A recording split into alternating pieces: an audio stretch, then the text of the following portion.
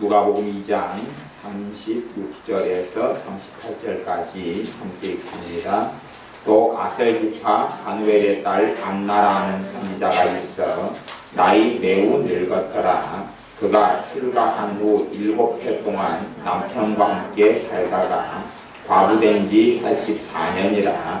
이 사람이 성전을 떠나지 아니하고 주야에 금식하며 기도함으로 섬기더니 마침 이때에 나와서 하나님께 감사하고 예루살렘의 구속됨을 바라는 모든 사람에게 이 아이에 대하여 말합니다. 아멘. 우리 주님께서 마침내 사람의 몸을 입고 이 땅에 왕으로 대제사장으로 선지자로 오셨습니다. 그런데 그때에 어떤 할머니가 있었냐 하면 안나라는 할머니, 안나라는 선지자가 있었습니다.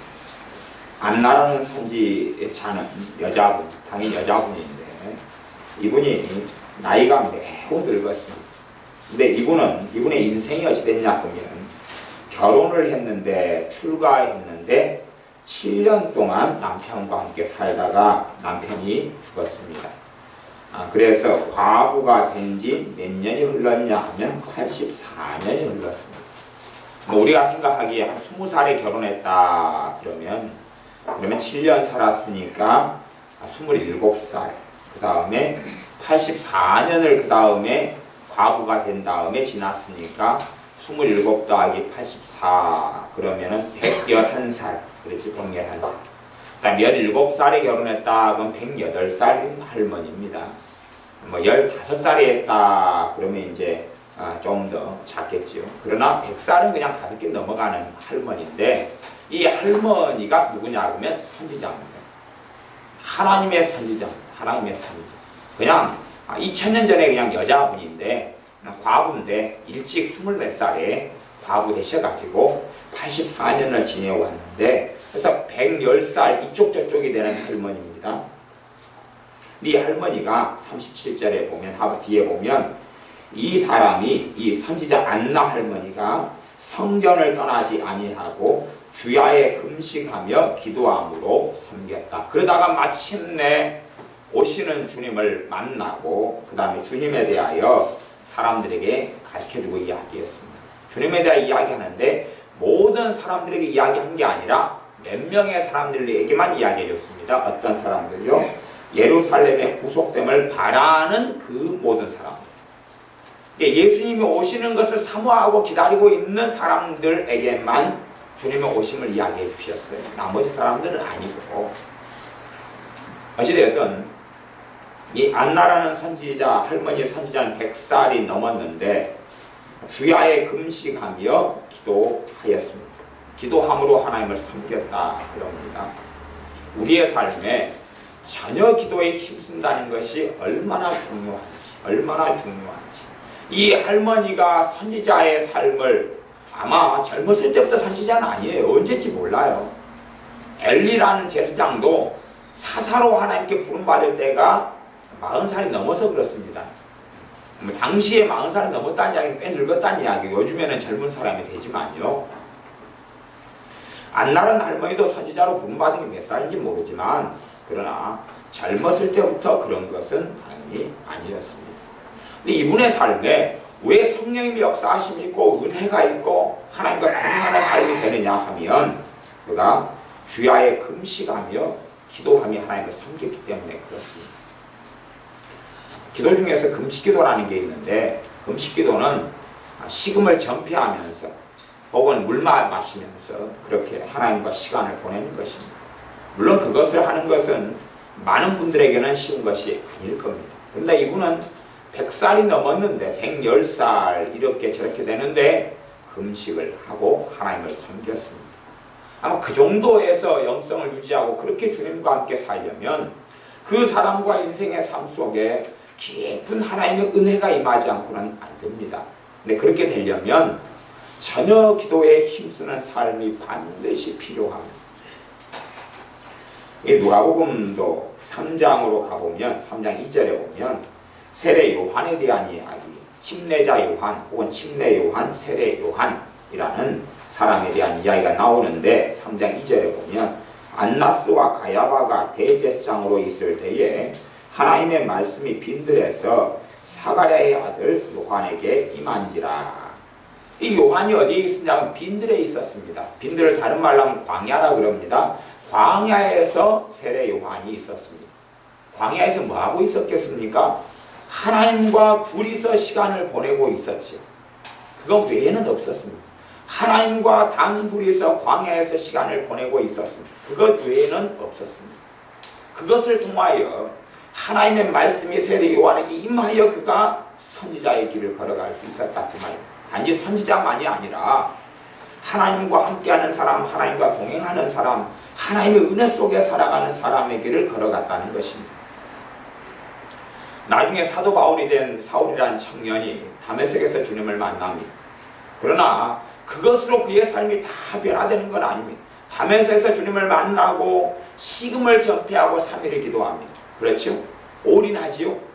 식음을 전폐하고 3일을 기도하는 것이 그때 주님께서 주님의 제자 중에 한 명인 다메섹에 있던 아나니아라는 제자가 있어요. 이 제자에게 주님이 나타나셔가지고 아나니아야, 사울이라는 청년이 있는데 지금 기도하는 중이다. 이제 너가 가라. 가서 포기하고 소경이 이제 됐는데 내 심판, 내 징계를 받아 소경이 됐는데 눈을 뜨게 만들어주고 그리고 성령 충만을 받게 해주거라. 무엇 하니까요? 3일을 식음을 전폐하고 기도하니까 3일을 식음을 전폐하고 기도하니까 그래서 3일을 식음을 전폐하고 기도한 다음에 주님께서 제자 아나니아를 보냈습니다. 기도하려고 폼 잡으니까도 아니고 기도를 1시간 동안 했으니까도 아니고 30분을 했으니까도 아닙니다. 이게 사람들은 성경을 볼 때에 나하고는 별로 상관없다. 그렇게 성경을 보는 경향을 가지지만 이런 하나님의 사람들이 그런 길을 걸었습니다. 그 다음에 이 사울한 청년이 복음을 전합니다. 예수님을 다시 전해요. 다메섹에 전하면서 죽임을 당하려고 그러니까 다메섹에서 광주리에 내려서 도망갑니다. 그리고 조금 있다가 어디로 가냐 그러면 아라비아 사막으로 갑니다. 아라비아 광야로 갑니다. 광야에서 주로 몇 년을 있었다 이렇게 이야기하냐면 3년을 있었습니다. 3년을. 광야에서 3년. 누구와요? 주님과요. 주님과요. 물론 광야에서 꼭 몽골같이 이러한 몽골에서 양치고 하는 사람들이 광야에도 있으니까 있어서 그런 사람들이 전도했을 수도 있죠. 그러나 일반적으로 아라비아 광야에서 있었다는 이야기는 주님과 함께 있으면서 마음과 심령과 삶이 기경되는 시간이 3년을 가졌다는 이야기. 그런 이야기예요. 모세가 시내산에서 하나님의 율법을 받으러 하나님의 산에 올라갑니다. 하나님께서 하나님 앞에 며칠을 앉혀놓냐 하면 40일을 앉혀놓습니다. 40일 동안 모세는 하나님과 기도했어야 됐습니다. 물론 그 이유는 좀 몇 가지가 있습니다만은 그러나 전혀 기도에 힘쓰자라는 말씀으로 볼 때는 40일 동안 누구하고만 만나고 있습니까? 하나님 아버지와만.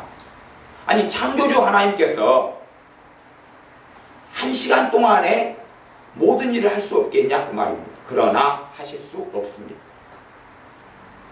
사람들은 하나님의 전능하심에 대해서 이상하게 생각합니다. 하나님의 전능하심에 대해서 이상하게 생각해요. 판타지적으로 생각합니다만은 하나님은 공의로우신 하나님이시고 거룩하신 하나님이십니다. 전능하신 하나님이신데 그 전능하심은 하나님의 공의로우심 안에서 하나님의 거룩하심 안에서만이 사용됩니다. 그래서 1시간 만에 모세를 변화시킬 수 있지 않느냐? 변화시킬 수 없습니다. 그러실 수 없습니다. 모세는 40일간 하나님 앞에 머물러 있어야 됩니다. 물론 그가 많은 이적을 행합니다. 그 전에 광야에서 호렙산에서 하나님과 모세가 만납니다. 호렙산 떨기나무에 불꽃이 있는 가운데 하나님과 만납니다. 거기에서 내 발의 신을 벗으라 그러고 그분 앞에 엎드립니다. 그분과 만나고 시간을 보내고 있습니다. 그것이 또 있었어요. 그게 있었어요. 충분히 하나님과 광야에서 하나님과 만나고 있었습니다. 하나님과 충분히 광야에서 만나고 있다가 부르심 받습니다. 그리고 애국으로 가서 자신의 백성들을 기적과 이적을 행하는 하나님의 사람이 되어져서 행하고 다시금 신의 산으로 와가지고 하나님의 율법을 받을 때에 하나님은 40일간, 물론 날이 정해진 게 아니어서 그냥 금방 올라가서 내려올 줄 알았는데 이스라엘 백성이 아무리 기다려도 내려오질 않습니다. 그러니까 이 사람들이 아마 죽었는지 모르겠다 그러는 것이죠. 왜냐하면 신의 산은 굶어지고 먹을 것도 없고 빈몸으로 올라갔고 그렇기 때문에 아마 죽지 않았느냐, 아니면 절벽에서 떨어져서 죽지 않았을까 하는 생각을 하겠죠. 그 하나님의 놀라운 기적과 이적을 보고서도 이스라엘 백성은 믿음이 별로 없습니다. 아니, 믿고자 안 하는 것이죠. 하나님이 알아서 기적과 이적을 다 행해달라 그러는 것이지 자신들의 믿음은 별로 없습니다. 이스라엘이 광야 40일간 헤맸던 것은 그들의 불신앙 때문에 그렇습니다. 하나님의 무능력 때문이 아니라 하나님은 그들의 믿음이 아니고는 하나님의 전능하심이 있지만 행하실 수가 없었습니다. 하나님은 공의로우신 분이기 때문에 그렇습니다. 하나님은 어둠이 아니라 빛이시기 때문에 그렇습니다. 하나님에 대해서 여러 가지가 계시되는데 우리가 잘 알고 있는 것은 하나님은 사랑이시라. 그 다음에 요한 2서 말씀에는 하나님은 빛이시라. 하나님은 빛이 되십니다. 하나님 빛이시기 때문에 하나님께서 어둠의 방식으로 일하실 수 없고 하나님은 일확천금의 어떤 양상으로 일하실 수 없습니다. 왜냐하면 하나님 빛이시기 때문에 누가 무엇으로 심든지 그대로 거두리라고 천명하셨고 선언하시는 하나님이시기 때문에 그렇습니다. 모세도 하나님 앞에 호렙 시내 산에서 40일간을 머물러 있습니다. 40일간을 머물러 있습니다. 그래야지만이 십계명을 받아올 수 있었습니다. 다시 십계명판을 이스라엘이 하는 못된 짓을 보고 깨트려버렸습니다. 깨트린 다음에 하나님께서 이제는 너가, 그전에는 내가 돌판을 마련해가지고 써서 주었는데 이제는 너가 돌판을 만들어 와야 된다.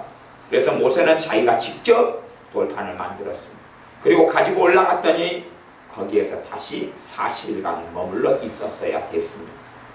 그래야지만이 십계명을 받을 수 있었고 그 대가를 치를 때만이, 그 거룩함 속에 들어갈 때만이, 하나님과 그렇게 멈춰 있을 때만이 그랬다는 사실입니다.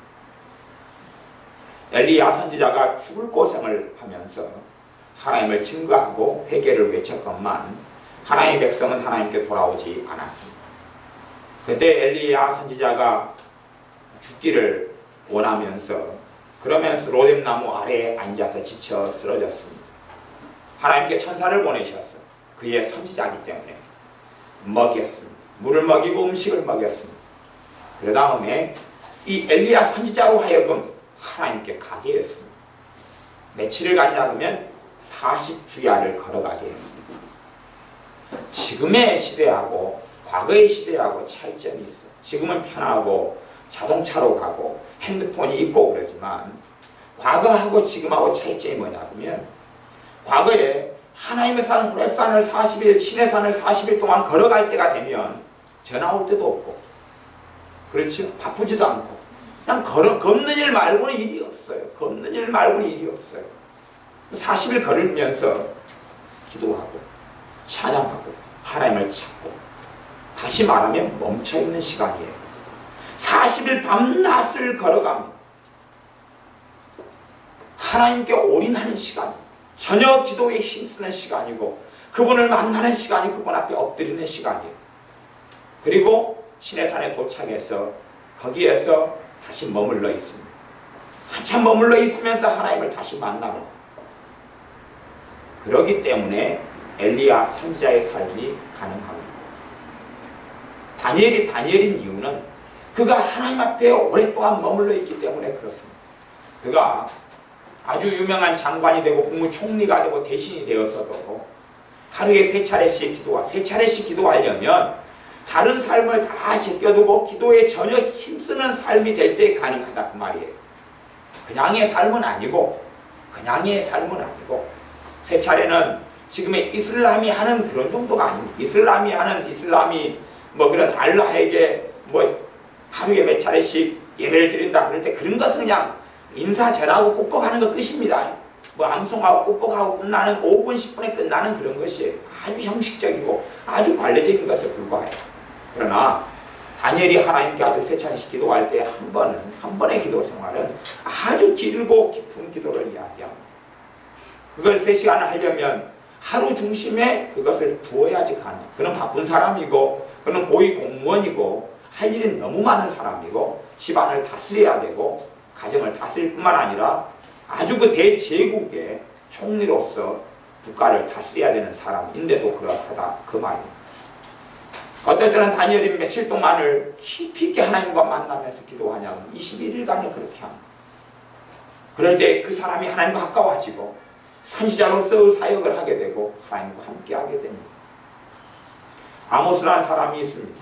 그 사람은 과수원직이 양을 치는 사람, 뽕나무를 치는 사람, 그런 사람이었습니다. 물론 뽕나무가 실제로는 무화과 키우는 이런 과수원지기를 포함한 사람입니다. 근데 그 사람이 그 과수원지기를 하고 양을 치면서 하나님과 함께 거하여 있습니다. 하나님과 함께 충분히 거하여 있어요. 그때 하나님께서 아모스를 불러서 하나님의 선지자로 사용합니다. 왜냐하면 하나님과 맞거든요. 하나님 앞에 그의 것들이 뒤집어 엎어지고 기경이 되어졌다 그런 이야기입니다. 하나님께서 요나를 니느웨로 보내시려고 그럽니다. 요나란 선지자를 보내려고 그러는데 요나란 선지자가 하나님께 반기를 들어서 니느웨로 가기를 싫어하고 정반대 방향인 다시스 배를 타고 도망갑니다. 다시스는 지금으로 하면 한번 스페인입니다. 아주 멀리 도망을 가요. 하지만 하나님께서는 풍랑을 일게 하셔서 물속에 잠수를 시키시고 그리고 물고기 뱃속에서 3일을 거하게 만듭니다. 3일 밤낮 잠 못 들고 그 앞에서 울고 통곡하고 엎드리고 기도하고 울고 통곡합니다. 물고기 뱃속에서 있는데 물고기가 얼마나 물속을 잘 돌아다니겠어요. 대형 물고기였겠죠. 거대한 물고기였겠죠. 뭐 고래였을 수도 있고 대형 식인 상어였을 수도 있고 뭔지는 몰라요. 근데 대형 물고기였어요. 그러나 물고기 뱃속에서 있을 때 공기 산소량이 적절하겠느냐, 그 다음에 멀미가 안 나고 잘 잘 수 있겠느냐, 휴식을 취하는 장소겠느냐, 그런 말이에요. 아니요. 거기에서 자신의 죄를 끌어안고 다시 울고 기도하고 엎드리고 회개하고 그런 내용이 요나서에 나와 있습니다. 그때 하나님께서 요나를 다시 3일 지난 다음에 살려주시고 다시금 니느웨에 하나님의 말씀 심판을 선고하게 보내게 하십니다. 그때야 다시 하지만 그럼에도 불구하고 요나의 모든 것은 변하지 않습니다. 그래서 요나서 후반전에는 하나님께 대항하고 또 하나님과 언쟁하고 투쟁하고 싸웁니다. 하나님은 요나를 설득시킬 수가 없어서 여러 가지 방법을 통해 요나를 설득시킵니다. 그러나 설득이 되지 않은 채 성경 요나서는 마감합니다. 하나님의 전능하심이면 요나 정도는 뒤집어 버려야 되는데 사람이 하나님의 형상을 가지고 자유의지를 가졌기 때문에 하나님의 전능하심은 그 일을 할 수 없습니다. 하나님의 전능하심은 사람을 뒤집어 엎을 수 없습니다. 사람은 그걸 이해 못하다. 그걸 이해를 못해요. 그걸 이해를 못하면서 하나님 왜 안 해주시냐 그럽니다.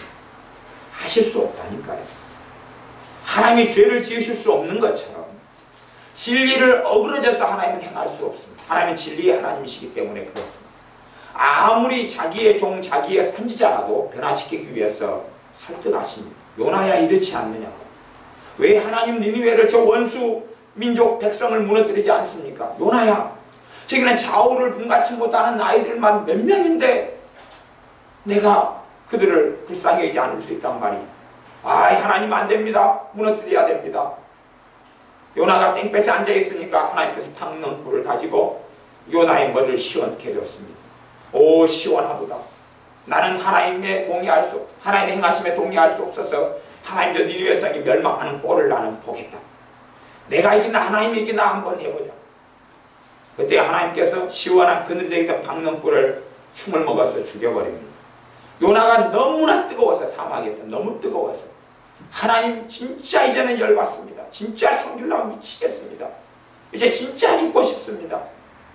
그러는데 이 사막 더운 방국에 박는불이 있어서 시원해서 있더니 이걸 태워버려서 이 땡볕에 녹아 들어가는데 온 온몸에 탈진돼서 죽어가는데 하나님 이럴 수 있습니까? 그러니 하나님께서 봐라, 너도 이 박농불 아까워하지 않느냐? 그런데 내가 저 생떼 같은 목숨들을 아까워하지 않겠느냐? 요나는 설득당하지 않은 채로 요나스가 끝납니다. 자기의 선지자 하나님이 설득하기 어렵다는 사실을 기억하셔야 됩니다. 왜요? 그건 강제로 할 수 없는 일이기 때문에 그렇습니다. 강제로 하실 수 있다면 뭘 하고 주님께서 오셔서 십자가를 지실 필요가 어디 있었겠습니까? 안 그렇게 되어도 소돔과 고모라 성도 없었을 것이고 강제로 다 변화시켰을 수 있지요. 그렇다면 그것은 딱 하나입니다. 사람은 사람이 아니란 이야기. 사람이 개 돼지도 강제로는 안 되는 것 혹시 아십니까? 무엇만 강제로 되냐 하면 우리의 컴퓨터는 강제로 됩니다. 우리가 가진 청소기는 우리 마음대로 됩니다.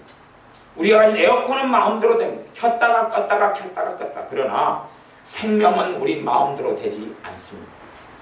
물론 우리가 어항에 키우는 붕어를 줄로 꽁꽁 묶어서 물속에서 이리 끄고 가고 저리 끄고 갈 수는 있습니다만은 그 붕어는 발부둥 칠 겁니다. 자기가 원하는 방향으로 가려고. 그러나 강제로 붕어는 할 수 있습니다. 원치 않는 닭을 갖다가 목을 쳐서 프라이드 치킨을 만들어 먹을 수 있습니다. 하지만 사람은 그렇게 되지 않습니다. 강제로 사람을 죽일 수는 있어요. 그러나 그의 마음의 변화는 그 사람이 원해야 되고 자원해야 되고 하나님께 엎드려야지 된다는 사실입니다. 그렇지 않으면 안 됩니다. 사람의 중보기도에 대한 환상이 있습니다. 내가 기도하면 될 것이다. 아니요. 사람의 변화는 안 됩니다. 사람의 변화는 그렇게 안 된다고 제가 누누이 말씀했습니다. 그러니까 중보기도를 통하여 환상을 가지고 있는 사람은 서운하다 그 말이에요. 내 자식도 변화 안 된다니요. 내 남편 내 아내 변화 안 된다니요. 서운합니다. 그럼 제가 이야기합니다. 보십시오. 당신 예배드리지 않습니까? 당신 기도하지 않습니까? 당신이 하나님 말씀대로 살려고 애쓰지 않습니까? 당신 변화됩니까? 당신 은혜 받으려고 애쓰는데 당신 은혜 받습니까? 쉽게? 어렵잖아요. 스스로 두 발로 나와서 예배드리지요? 어렵지요? 두 발로 나와서 예배드리지도 않고 하나님 찾지도 않는 사람이 된다고요. 당신도 안 되는데 당신이 스스로 두 발로 나와서 기도하고 예배드리고 찬양하고 아무리 놀라운 중보기도가 드려져도 아무리 놀랍게 끓는 기도를 하나님께 드려도 그렇게 당신이 변화되는 것보다 그 사람이 변화되려면 일단 한 1000배 이상이 어렵다고 생각하셔야 됩니다. 스스로 원하고 기도하는 당신도 안 되는데 하나님을 찾고 구하는 당신도 안 되는데 말씀에 깨달음이 임하지 않고 회개가 터지지 않고 내 안에 통곡이 일어나지 않고 죄가 끊어지지 않는데 그 사람은 원치 않지 않습니까? 죄를 깨달으려 하지 않고 자기 마음대로 살지 않습니까? 그런데 당신 기도로 어떻게 그가 변화됩니까? 상식적으로 생각을 좀 해보십시오. 성경에 그런 중보기도가 도대체 어디가 있습니까? 제자들을 사탄이 요구했습니다. 사탄이 밀 까부르듯이 하려고 주님의 제자들을 청구했습니다. 그때 주님께서는 그들을 위하여 중보기도 했습니다. 그러나 하나가 더 필요했는데 직접 제자들에게 이야기했습니다. 너희가 시험에 들지 않게 깨어있어 기도하라 그랬습니다. 제자들은 잠을 잤습니다. 그리고 그들에게는 큰 시험과 환란이 닥쳐서 주님을 부인하고 다 도망갔습니다. 주님의 기도로 막을 수 있는 한계가 있다는 사실입니다. 주님의 기도로 할 수 있는 게 있다는 사실입니다. 주님의 중보기도로 제자들을 변화시킬 수 있었다면 주님이 3년이 넘게 밤낮 없이 제자들을 가르칠 이유가 없습니다. 계속하여 책망하며 믿음이 적은 자들아 내가 언제까지 너희를 참아야 하겠느냐 그럴 필요가 어디 있습니까? 매일 안수만 좀 해주고 매일 제자들 위해서 중보기도만 해주면서 내가 너희를 위해 기도했으니 너희가 성령 충만하게 될 것이다. 내가 너희를 위해 기도했으니 너희가 에녹처럼 엘리야 선지자처럼 변화됐을 것이다. 그럴 것 아닙니까? 그러나 3년이 넘게 3년 반 가까이 데리고 있으면서 가르치고 자고 먹고 가르치고 야단치고 책망하고 자고 먹고 가르치고 야단치고 책망하고 주님과 함께 사는 세월이 다 끝났는데도 제자들은 또 다투고 싸웁니다. 누가 높으냐? 우리 12명 가운데 누가 최고로 높으냐? 누가 1인자냐? 싸우고 다툽니다. 그 중에서 1인자 되고자 하는 요한과 야고보 사도가 자기 엄마를 부릅니다. 엄마 와주세요. 엄마 오셔서 엄마가 대신 이야기 좀 해주세요. 1인자 2인자 주님의 오른팔 왼팔을 우리 둘이 시켜달라고 해주세요. 그러니까 아주 맹렬하고 충성스러운 엄마가 나타납니다. 주님께 부탁합니다. 성경에 나와 있잖아요. 주님, 내 두 아들 오른편 왼편에 앉아서 오른팔 왼팔 만들어주세요. 주님이 왕으로 앉을 때 가장 높은 두 자리를 내 두 아들에게 주세요. 요구합니다. 그래서 주님께서 안 되는데 혹시 받을 수 있을지 몰라도 사실 누구에게 그 자리가 예비되었는지, 아니면 누가 충성스럽게 주님 앞에 서서 살아가서 그 자리를 받을런지는 모르겠는데 말씀하시면서 오히려 묻기를, 너희가 내가 마시려는 잔을 마실 수 있느냐? 내가 겪는 십자가의 고통의 그 길을 너희가 따라올 수 있고 천국의 길을 따라올 수 있고 너희 목숨을 버리면서라도 나를 따라오는 그 길을 따라올 수 있느냐라고 묻는 것입니다. 오히려 그것을 물으신 거예요. 너희가 내가 마시려는 잔을 마실 수 있느냐? 너희가 대가를 치를 수 있느냐? 너희가 나를 위해 피눈물을 흘릴 수 있느냐? 나 때문에 죽을 수 있느냐? 묻는 것입니다. 사람들은 항상 편한 것을 원합니다. 편하게 누리고 싶어 합니다. 그러나 그것은 가능하지 않은 일입니다. 주님의 사람들을 치고 여러분이 봐보십시오. 주님과 함께 깊이 있게 시간을 보내지 않은 사람이 어디 있었는지를 봐보십시오. 그게 없었던 사람은 사실은 주님의 사람들이 아니었습니다. 다윗과 사울 왕의 차이가 있습니다. 다윗은 광야 빈들에서 성령이 임하셨습니다. 다윗은 광야 빈들에서 성령이 임하셨어요. 하나님 아버지와 양을 치면서 시간을 오래 가졌습니다. 하나님과 동행하고 그분 앞에 기도하고 엎드리고 찬양하는 시간을 오래 가졌습니다. 그게 다윗이고, 사울 왕은 어느 날 선지자 사무엘에게 온 다음에 사무엘 선지자의 기름을 부음받고 나가면서 그에게 성령 충만이 임하였습니다. 성령이 임하셔서 그가 새 마음 새 사람이 되었습니다. 정말로 쉽게 얻었습니다. 그 다음에 그가 하나님과 멈추어서 시간을 보내고 기도하고 엎드리는 것은 청년 사울 왕에게는 없었습니다. 거의 찾아볼 수 없습니다. 성경에는 찾아볼 수 없습니다. 그리고 그가 조금 있다 왕이 되는데 그가 얻은 새 마음과 새 은혜가, 놀라운 은혜가 과연 얼마나 컸겠느냐. 결국 그는 하나님을 부인하고 부정하고 맙니다. 물론 죽을 때까지 하나님을 입에 달고 살고 죽을 때까지 하나님이여 여호와여라고 달고 살지만 이미 하나님과는 결별이 되었습니다. 하나님의 진정한 사람들은 하나님과 시간을 깊이 있게 보냅니다. 하나님과 시간을 깊이 있게 보냅니다. 우리 주님께서도 이 땅에 목수의 가정에서 나셨어요. 물론 요셉의 정자, 마리아의 난자하고는 아무 상관이 없습니다. 성령님을 통해 잉태되고 단지 마리아의 탯줄을 통해서 영양만 공급받을 뿐입니다. 마리아의 피, 마리아의 세포, 마리아의 유전자하고는 아무 상관없습니다. 오직 그분은 태초부터 계셨던 그 하나님께서 사람의 몸을 가지고 이 땅에 오셨을 뿐입니다. 사람을 통하여요. 그래서 이 목수의 가정에서, 목수 요셉의 가정에서 살면서 거기에서 머물러 있어서 하나님과 함께 시간을 보냈습니다. 그리고 다시금 요단강에서 세례 요한에게 세례를 받으실 때 성령 충만해지셨습니다. 왜? 그 전에 하나님과 계속하여 함께 살아왔던 삶이거든요.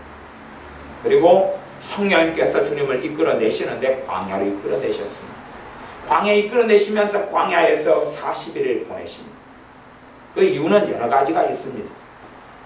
가장 큰 이유는 사탄에게 시험 받아야 된다는 것이 가장 큰 이유입니다. 이제 그건 좀 복잡한 신학적인 이야기가 있어서 그것까지는 제가 생략을 하겠습니다. 첫째 아담이 타락했을 그때의 상황과 무게와 똑같은 시험을 받으셨어야 했기 때문에 그럽니다. 그러니까 성경에 나오는 마귀가 3번 시험했던 것은 클라이막스 3번에 불과하고 40일 내내 시험을 받았다고 성경은 정확하게 기록됩니다. 정확하게 기록됩니다. 40일 내내. 그러니까 첫째 아담과 똑같은 상황을 둘째 아담으로 오신 주님께서 겪으시고 첫째 아담은 넘어졌고 둘째 아담은 다시금 승리하셨다는 일. 그것이 40일 동안에 금식하시면서 광야에서 마귀에게 40일 동안 내내 시험받은 근원적인 이유가 있습니다. 물론 그것보다 더 이제 깊이 있게 설명해야 되지만 뭐 그것과는 이제 좀 관련이 설교가 멀기 때문에 생략하고, 이제 두 번째 이유를 대자면 그것은 어찌됐든 간에 주님께서는 아버지 하나님과 함께 계속 헤엄쳐 있었습니다.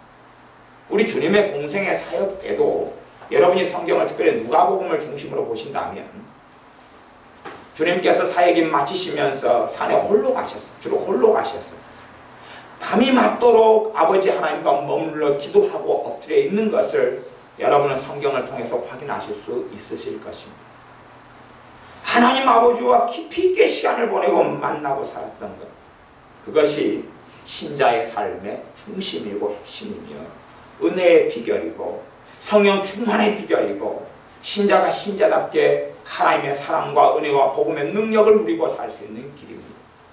주님께서 산상수훈에는 좀 어려운 말씀이 산상수훈인데, 산상수훈에는 골방에 들어가 기도하라고 했습니다. 제가 어렵다는 이야기는 주님께서 골방에 들어가 기도하신 적이 없기 때문에 그렇습니다. 산에서 기도하셨고 들판에서 기도하셨습니다. 선지자들도 골방에 들어가 기도한 일이 거의 없습니다. 아주 간혹 가다가는 있는데, 뭐 다니엘의 경우에 있었다 그렇게도 말할 수 있지만 전반적으로는 그거하고 다릅니다. 사도행전의 초대교회가 골방에서 기도한 일은 없고 오히려 아주 큰 넓은 홀 같은 마가의 다락방 같은 곳에서 기도했죠. 그럼 골방에 들어가 기도하라는 것이 무엇이냐? 그건 세례 요한이 광야에서 하나님과 시간을 단둘이 보냈던 것처럼 그런 시간을 보내라는 이야기를 하고 계시는 겁니다. 하나님과 단둘이 깊이 있는 은밀한 만남을 가지라는 것입니다. 물론 그것이 사람들이 저 사람 기도하고 있네 그렇게 볼 수도 있겠지요. 그러나 하나님과 단둘이서 시간을 보내는 깊은 시간을 이야기하는 것입니다. 하나님과 함께 시간을 보내면서 그분의 은혜 속에 멈춰 있고 그분과 만나고 그분과 함께 사는 것을 이야기합니다. 꼭 120명의 주님의 사람들이 마가의 다락방에서 열흘 동안 멈춰서 함께 기거하면서 기도하는데 힘을 모았던 거죠. 밥은 먹지 않았는가 싶어요. 밥 먹고 교조도 했겠죠. 그러나 기도에 전심으로 힘을 쏟았습니다. 그럴 때 그의 마음이 기경되고 하나님의 은혜가 쏟아질 때 받아들일 수 있는 그릇이 되는 것입니다. 하나님의 은혜가 아무리 많이 늦은 비와 이른 비로 쏟아진다 그래도 여러분이 종지기를 가지고 있다고 생각해 보십시오. 종지기는 간장을 담는 가장 작은 그릇 중에 하나가 종지기잖아요. 종지기를 가지고 있어요. 하나님의 놀라운 이른 비와 늦은 비가 쏟아져요. 종지기를 내밉니다. 주여 주시옵소서. 종지기 가지고는 소주잔을 쓸 수 있습니다. 한 코프. 받아가지고 오 은혜 놀랍습니다. 원샷. 없어요 이제. 아마 술 마시는 사람도 성질 날 겁니다. 다시금 1년을 기도합니다. 주여 늦은 비와 이른 비를 부어 주시옵소서. 다시 종지기를 내밉니다. 1년 만에 또 부어졌습니다.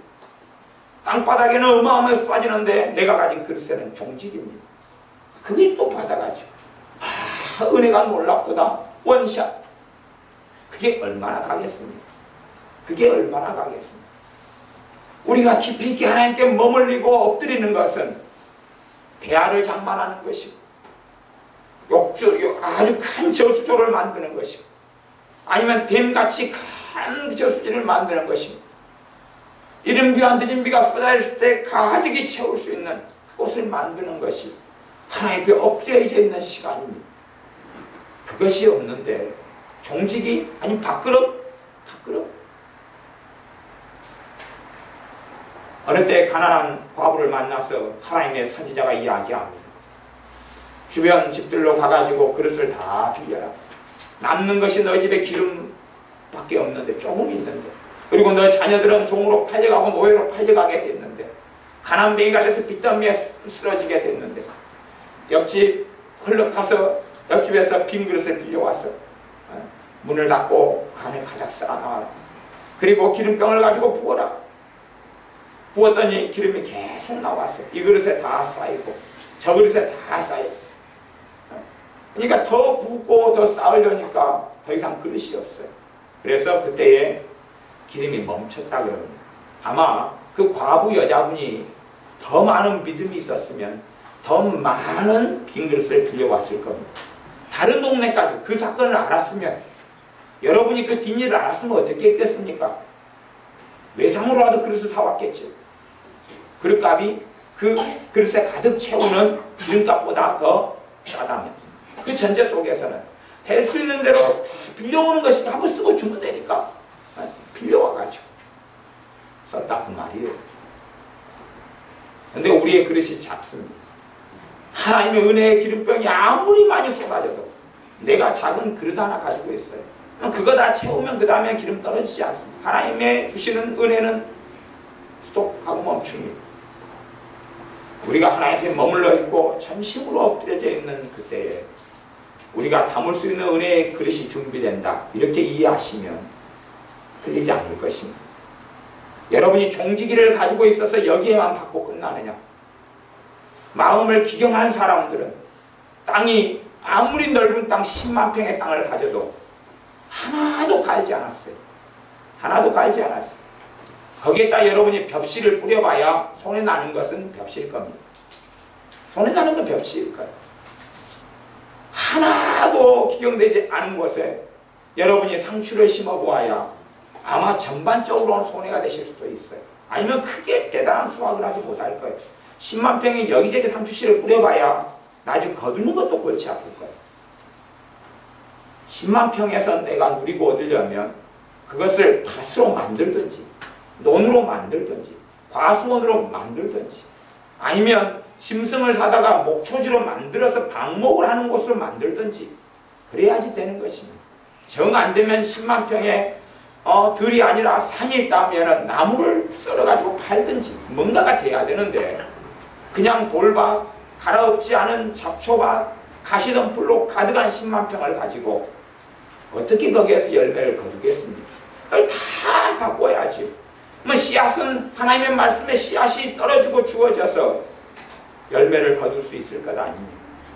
그러니 여러분이 하나님께 전심으로 머물러서 기도하는 시간은 필연입니다. 그건 선택 과목도 아니고 옵션도 아니고 해도 되고 안 해도 되는 일이 아닙니다. 여러분이 성경에 하나님의 사람들의 역사를 살펴보십시오. 다 살펴보십시오. 살펴보십시오. 하나님 앞에 깊이 있게 머물러 있었던 사람들, 그 사람들의 인생과 삶이 기경되고 뒤집어 엎어지고 하나님의 놀라운 은혜가 임했습니다. 여러분들이 언제 그런 마음을 먹으실지는 모르겠습니다. 혹 10년 뒤에. 그러면 여러분은 10년 동안 막대기만 보고 사실 겁니다. 그건 성경이 이야기하는 바이기 때문에 여러분이 그냥 경험하시는 말고, 혹은 여러분이 깊이 있게 주님 앞에 머물러서 20시간, 36시간, 50시간, 150시간을 머물러 있은 적이 없으시다면 여러분이 누리는 것은 어느 때 성령 세례도 받으셨고 어느 때 성령 충만의 경험이 있으신다 할지라도, 꼭 사도 사울 왕처럼 그런 일이 있으시다 할지라도 오래 가지는 않으셨을 것입니다. 그러나 여러분이 기용된 상태에서 성령 충만과 세례가 왔다 그러면 아마 최소한은 그 기쁨과 은혜가 몇 년 단위는 흘러갔을 겁니다. 그리고 지금도 부자 먹을 게 3년은 남았다는 말처럼 지금도 남아있겠죠. 그 은혜가 을탕이라도 남아있고 밭대이라도 몇 개 있고 팔아먹을 집이라도 몇 채 남아있었겠죠. 큰 부자였으니까. 그러나 신앙의 연수 동안에 주님 앞에 엎드려서 철학해본 적도 없고 울부짖어 본 적도 없고 그렇게 하시고 연수가 1년, 2년, 3년, 5년, 10년, 20년, 30년 살아오셨다면 여러분은 아주 미미하고 조금의 은혜만 가지고 살아왔다는 이야기입니다. 여러분의 인생과 삶만 살펴보아도 명백한 결론을 얻으실 수 있으실 겁니다. 제가 이런 저녁기도의 힘쓰니라는 말씀을 제가 사실은 주보에 싣고 전할 말씀은 다른 말씀을 전하려고 기도하면서 준비를 했는데 예배를 드리려고 엎드리고 앉아있는데 오늘은 좀 더 일찍 빨리 기도하러 제가 자리에 앉았죠. 보통 5분 전에 이렇게 강단에 와서 엎드리는데 훨씬 먼저 엎드려 있었어요. 근데 성령님께서 저녁기도 힘쓰니라 그걸 전해야 된다 그러셨어요. 그러니까 제가 바꾸지 그게. 저녁기도 힘쓰니라 그걸 전해야 된다 그러면서 쭉 랩사토를 보여주셨어요. 그러니까 그럼 그걸 전하라는갑다. 전하라고 말씀하시니까 뭐 내가 종이 하시는 이야기 해야지. 오전에 했어요. 다시 오후에 엎드리니까 이어가지고 그거 다시 또 해야 된다 그랬어요. 물론 저는 얼마나 여러분이 그렇게 하실런지 안 하실런지는 모르겠어요. 또 하시는 분보다 못 하시는 분이 훨씬 많다는 정답은 있지만 최소한 여러분이 주님 앞에 섰을 때에 나를 목회하는 목사로부터 성경에 그런 이야기 있다는 걸 못 들어서 나는 못했습니다 하고 하면 제가 한따까리예요. 그러니까 제 죄를 주님이 면하게 해주시려면 너가 분명히 전했으니까 그들이 지키지 않았고 그들이 하지 않았으니까 너는 책임이 없다 그러셔야 되고 저는 책임을 면하고 싶어요. 성경에 있는 걸 저는 전했습니다. 저 인생과 삶에도 주님 앞에 깊이 있게 엎드리는 시간을 통하여 은혜를 누리고 삶이 변화되고 기경되었습니다. 제가 어떨 때는 하루에 방언을 20시간씩 했습니다. 방언만 20시간 했습니다. 제가 일도 있고 막 그런데 일하면서 했어요. 오기를 지키고 일하면서 했어요. 본조를 지키면서 공부도 하고 바쁜데 계속 그렇게 했어요. 심지어 하루에 성경 읽는 시간이 있는데 성경 읽으면서도 방언했어요. 내 엎드리는 시간이에요. 2주일 하니까 성령의 놀라운 은혜가 오더군요. 그때 받은 은사가 제가 가르치는 은사를 그때 받았어요. 살다가 굉장한 어려움을 겪고 우울증이 심하게 오고 신앙이나 뭐나 다 흐려졌을 때 기도도 안 되고 소리 내어서 기도하고 되지도 않아버리는 심각한 영적인 상태를 경험했어요. 3주일 동안 머물러 있었어요. 3주일 동안 무조건 엎어져 있었어요. 졸고 엎어져 있고 졸고 엎어져 있고 밥 먹는 거 빼놓고는 화장실 가는 거 빼놓고는 아무것도 안 했어요. 3주일 동안 딱 엎어져 있으니까 다시금 은혜가 회복되고 성령의 역사가 나타나고 하더군요. 뭐 살아오면서 철야를 하고 밤이 맞도록 기도하는 적은 많아요. 공동묘지에서 제가 기도한 공동묘지만 해도 꽤 많지요. 아마 어지간히 제 주변에 있는 공동묘지는 다 제 기도처였는데 공동묘지든 산이든 다 가서 기도할 자리들이 제가 살던 곳이 있으면 주변은 제가 다 주변 교회들은 제가 다 기도하는 기도터예요. 물론 어떤 교회가 닫혀있는 교회는 기도를 못하지만 열려있는 교회는 잘 되는 곳은 계속 사용해요. 그러니까 그 교회 목사님하고 잘 알죠. 정립대회 직장생활 정립대회 되면 제가 앉아서 기도하고 있거든요. 어느 교회 다닙니까? 예, 좀 먼 교회 다니는데 다 잘 알죠. 제가 어디에 살면 어디에 주거지를 잡고 살면 그 옆에 있는 교회 새벽 예배를 다니니까 예, 어디에서 오셨습니까? 예, 저기서 살다가 여기서 지금 내가 살기 때문에 새벽 예배 다닙니다. 아 그래요? 그 먼데 집을 사네? 그러면 여기 사택에서 사세요. 사택에 방 있어요. 제가 사택에 교회들마다 차지하고 내가 산 사람인데 하나님 앞에서 엎드려져 있는 시간들 하나님과 함께 있는 시간들 그 시간들이 내 하나님의 은혜 받을 그릇을 만드는 것이에요. 하나님의 은혜가 적다고 하지 말고 문제는 내 그릇이 적은 것입니다. 보라 지금은 은혜 받을 만한 때요 구원의 날이로다. 하나님의 은혜는 쏟아지는데 내가 받을 그릇이 얼마냐 그것이에요. 땅은 어마어마하게 많은데 어떤 땅을 갈아엎었느냐 하는 것이에요.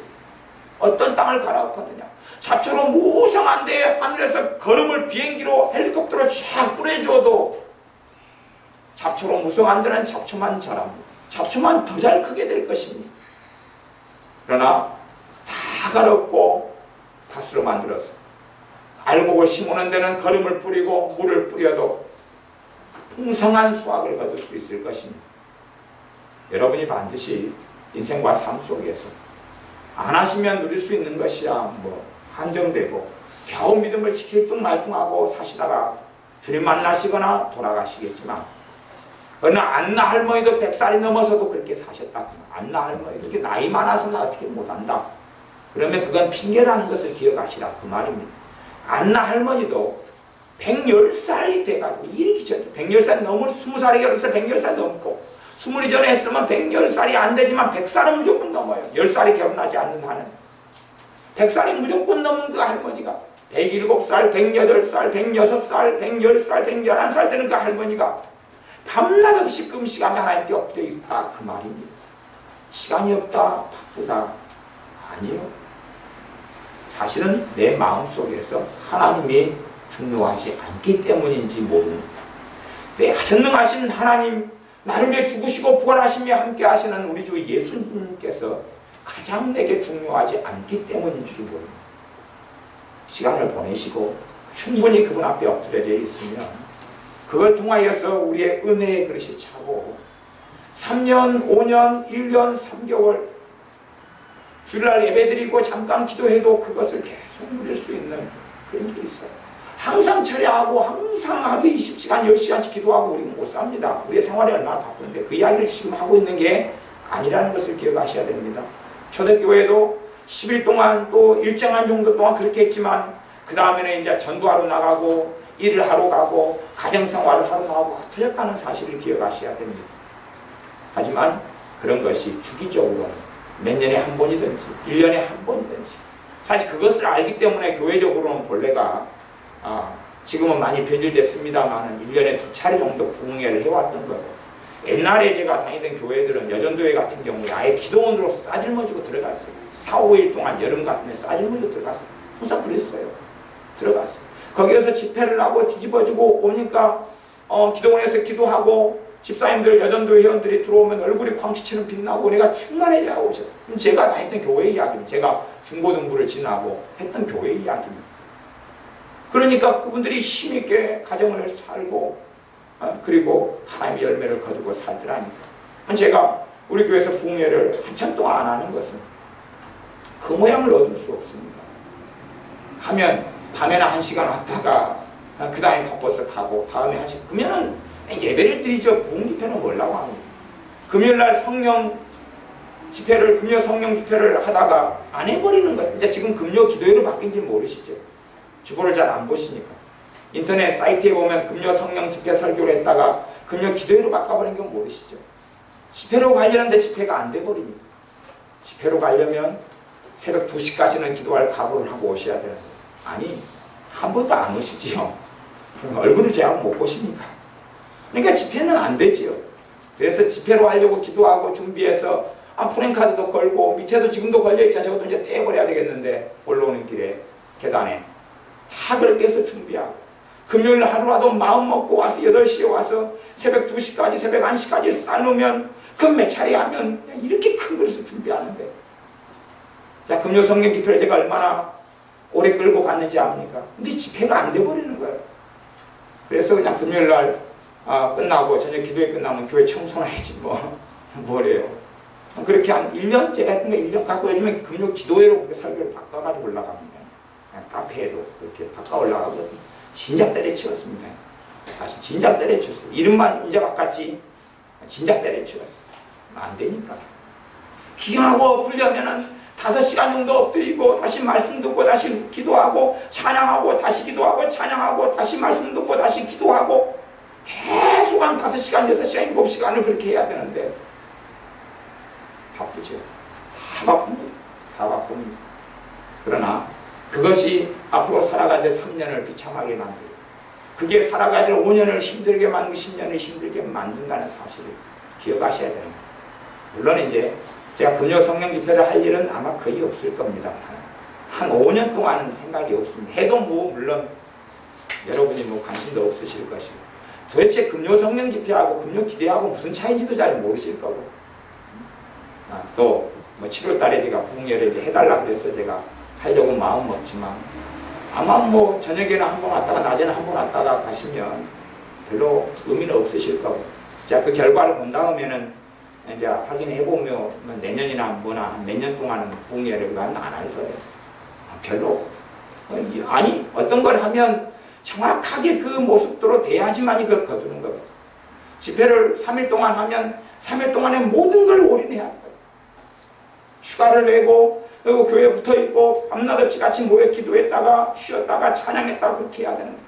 그 결과를 볼 수 없으면 제가 부흥회를 한번 해봤죠. 아니 해봤잖아요. 교회에서 종종 했잖아요. 그런가 그리고 살펴보았지. 아니요. 별로 아무도 관심 없더라. 어쩌다가 조금 말고는 그래가지고는 안 되니까 설교만 좀 하고 그리고 기도만 좀 하고 예 안녕히 가세요. 바이바이 끝냈죠. 그리고 그래서 제가 1년 반 이제 부흥회는 생각도 안 했죠. 모르겠어요. 7월 달에 이제 제가 두고 보겠는데 기대는 많이 안 합니다. 제가 영적 원리를 설명해 드리는 것입니다. 영적 원리. 하나님께 엎드려서 저녁 기도에 힘쓰시는 시간을 통하여 때론 하루, 때론 5시간, 때로는 차례하면서, 때로는 이틀, 정말 힘을 다해 기도하면 한 3일. 그 정도면 아마 인생이 여러분이 가진 고단함과 환난과 고통의 한 50% 정도는 1, 2년 거, 2, 3년 거 앞으로는 도로를 내버릴 거예요. 옛날에 우리 새마을운동 일어났을 때 다 꼬부러지고 근데 아니면 경부고속도로 없었을 때에 다 뚫고 냈잖아요. 그걸 뚫어냈잖아요, 그걸. 그러니까 경부고속도로 생기니까 도로가 얼마나 차가 빨리 다니고 쉥쉥 다니면서 화물을 운반하고 무역을 하고 그렇게 됐는지 몰라요. 근데 그게 없으면 그냥 비가 오면 질적질적하고 자갈 들이고 우들투들하고 타이어 펑크나고 차가 잘 못 다니고 그런 길이면 그거 다 고생하죠. 그게. 그것을 성경이 이야기하는 좁은 길이라고 생각하면 변태입니다. 변태. 그건 아니에요. 내가 깊은 은혜를 누리고 살아가면 고속도로를 뚫을 수가 있는 건데 똑같은 길을 가야 되니까 더 효과적으로 빨리 가고 고생되지 않게 가고 내가 차에 몸을 싣고 고속버스에 몸을 싣으면 잠자면서 쉬면서도 가고 기도하면서도 가잖아요. 걸어서 갑니다. 산을 넘고 물 건너고 길도 없는 곳에 차가 다니면 언제 도착한단 말입니다.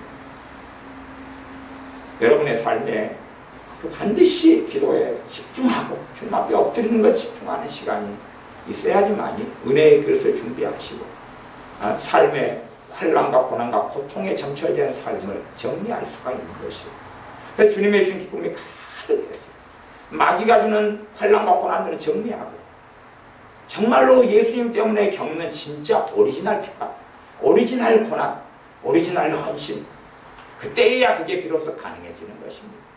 그때야 그것이 구분되고 분별되어져서 인생 가운데 제가 항상 이야기하지만 10가지의 고난과 고통이 있으면 8구는 당하지 않아야 될 것이 8구는 마귀로부터 와요. 8구는 죄로부터 와요.